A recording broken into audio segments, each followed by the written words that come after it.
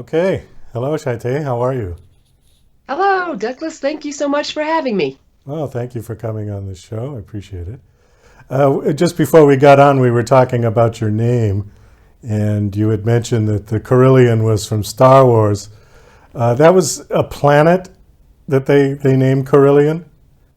Yeah, Han Solo was from the planet Corellia, so he was a Corellian. Yeah. Oh, okay. All right. Yeah. So tell me the story about your name.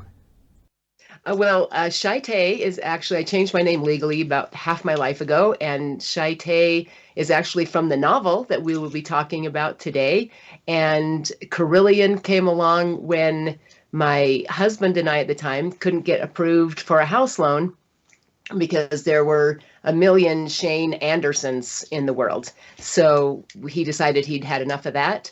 And Anderson wasn't his real last name anyway, because there's a long story of grandfather taking the dog tags off of a soldier during the war, is all they can figure that he had a German last name. Oh, And so he took the dog tags off of a soldier, never told anyone what his real last name had been, except for his daughter, who even under hypnosis couldn't remember the name.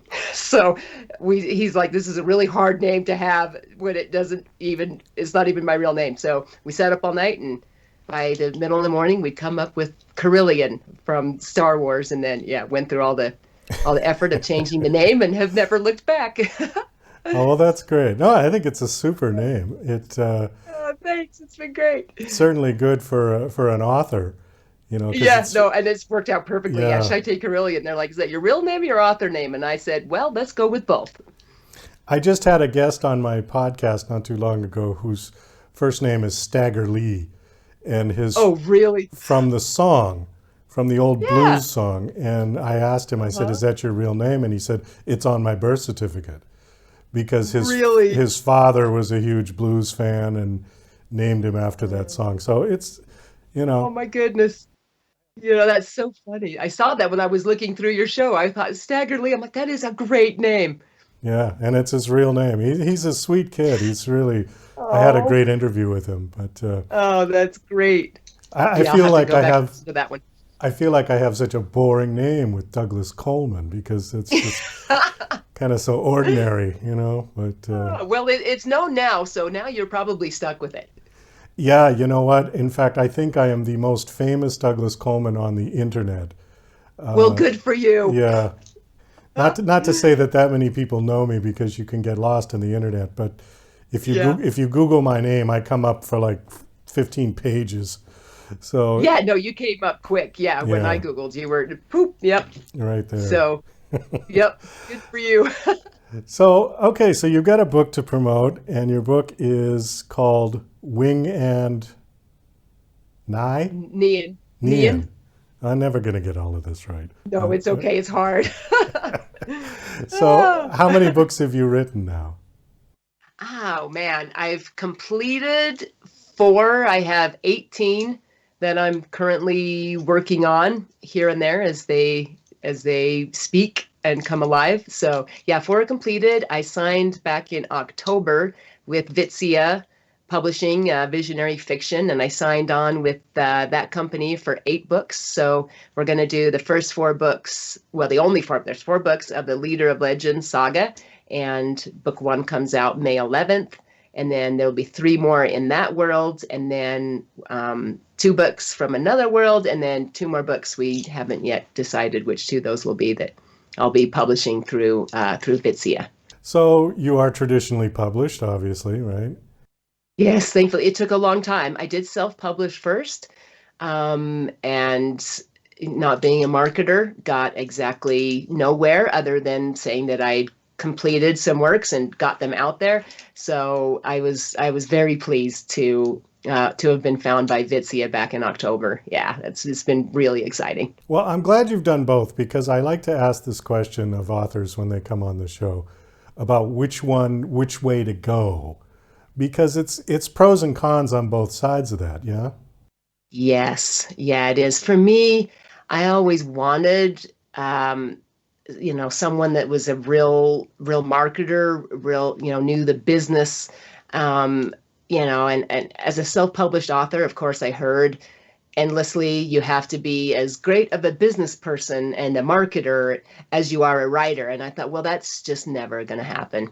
So I put it up myself, just mostly just to show myself that, to just get it out of the house, essentially, because I'm a perfectionist. I can edit forever. So it was more for me a way of kicking the book out of the house and getting it out there, at least out of my house, so I can work on other things. But all along, I was still, querying, sending out queries here and there to, more traditional publishers in the hope one day that someone would actually read the work and like it, see something in it that they could appreciate and help get out there. Well, the guy that I just had this conversation with brought up something very interesting that I really hadn't considered when tossing around the pros and cons of traditional versus self-publishing. And he said the biggest difference for him going to a traditional publisher was the validation. And he said, I don't care what people say about, oh, I don't care if people like my work or that. They do. All artists want that kind of validation, myself included, because I've been a lifelong musician and now I'm doing this show. And of course you want people to like your work and pat you on the back and say, good job, really enjoyed it, blah, blah, blah. And that's what you don't get with self-publishing. Yeah, no, you don't. And it's so, because obviously I haven't changed. The writing, the value of the writing hasn't changed, but I'm telling you, saying that I am a published author, and it has changed everything. People that have known that I've written my whole life, for the first time, they're like, let me know, I want to buy the book. It makes a difference. It just, unless you are a brilliant marketer and have the money to an established audience to push out to, being able to have that validation and that backup is enormous. Yeah, it's really been really, really great having that. It's made a big difference already. Yeah. You bring up an interesting point about the marketing side of all of this, because in my head, there are two types of people on this planet. Ones that have ideas and ones that have money. And the two don't necessarily think in the same way, but if you can partner up one who's got the good ideas and one who's got the money, you can become very successful. Both of you can become very successful.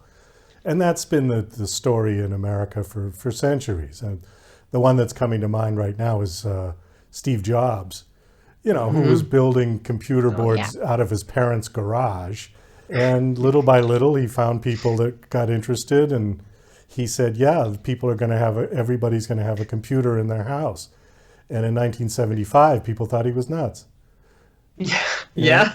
And look at it, So literally, yeah. Once he got the money going, then the business started going, and blah, blah, blah. The rest is history. So with a book, authors tend to be not good marketers, but unfortunately the internet has created that dilemma for artists.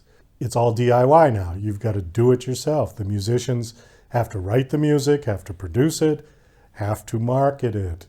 So when you get somebody else that can take that side of the business away from you and allow you to concentrate on your art, it does help. But again, not everybody gets that privilege. Yeah. Mm-hmm. Yeah, it took me, I'm 50. I wrote my first short story at 9 and started my first novel at 14. And I just barely signed last October. So it's been an uphill climb. But through that whole time, I always felt in my heart that if I was given this gift, if I had this gift, drawing upon maybe like the yin yang symbol, that there's an opposite for everything, or a counterpart, like you were saying, if you can match someone with the ideas with someone with the money and the marketing skills, then you have a beautiful synergy that can happen. And so I always believed, I'm like, well, if I have the gift and if it's meant to get out into the world, then that must mean that there is someone out there who has the other two parts of this equation, and I always believed in that. I would lose hope for a day or two and then it would always rekindle again. So it's what you just said. It's having that kind of combination finally feels really, really good and really exciting. Yes, I agree. Let's get to your book. Why don't you just tell us about, you said this is a series? Yep. So this will be book one, and a little bit like Star Wars. It's where episode 4 came out first. Book one would actually, if you were looking at the series linearly, would be book 3. But it's coming out first. It's the first one I wrote the first draft of it when I was 16. And then book 2 follows that. And then we'll actually be traveling back in time with book 3 and 4, talking about other characters that are in book 1 and 2, but going back and showing their lives and what happened there and how they all come together in book 1. So Is it difficult to write like that? Because I know we mentioned Star Wars and the reference to your name, and George Lucas wrote part 4 first, and then went back and did 1, 2, and 3. The Godfather, which we also mentioned earlier, also did that. They started basically with the story was part 2, although they called it part 1. And then part 2 went back to Vito Corleone's childhood 50 years earlier. So, I mean, is it difficult as a writer to do the story mixed up like that in time? Well, I've been really lucky, I guess, because my writing, what I write, just it comes to me. I guess it's been used a lot, but they're more of downloads. I get kind of a little image, a little flash, a little memory. And as I start writing about what I see, then the story just kind of starts to unfold like a movie, starts to play in my mind. And so Wing from Wing and Neon was the first character you could say that I saw. And when I was 16 and started to write about. And so then I wrote his story.